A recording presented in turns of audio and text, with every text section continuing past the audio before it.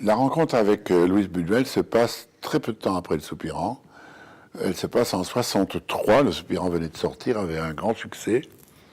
Et une femme qui s'appelle Micheline Rosan, toujours vivante, qui a été la directrice des Bouffes du Nord et qui, à l'époque, s'occupait de moi, me dirigeait, me guidait, apprend que Louise Buñuel, le grand Buñuel, envisageait de faire un film en France, Le journal d'une femme de chambre, d'après Octave Mirbeau, avec Jeanne Moreau dans le rôle, et Micheline Rosan était l'agent de Jeanne Moreau, et qu'il cherchait un scénariste.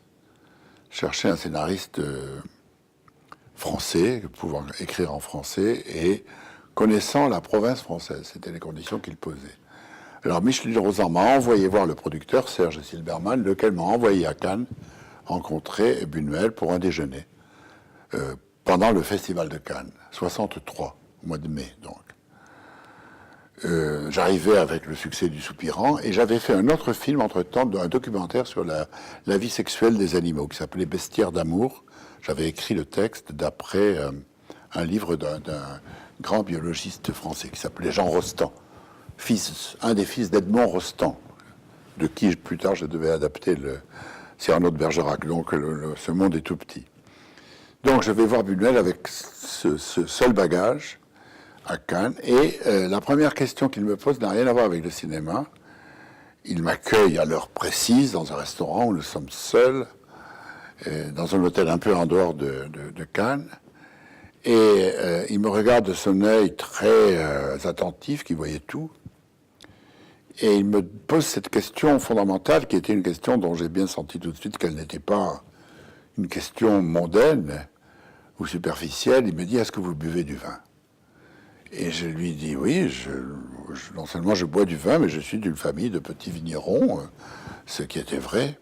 Alors son visage s'est éclairci, il a commandé 2 bouteilles de vin, et ça a brisé quelque chose entre nous. Ça a établi... Plus tard, il m'a dit: si au moins vous n'aviez aucun talent, on aurait pu parler de vin. Alors, nous avons commencé à parler de choses et d'autres. Il se trouvait que le film que j'avais fait sur les animaux l'intéressait, parce que Buñuel avait comme formation l'entomologie. C'était ce qu'il avait choisi après son baccalauréat, ou l'équivalent en Espagne, quand il était étudiant, l'étude des insectes. Ça l'intéressait, ça le passionnait toute sa vie.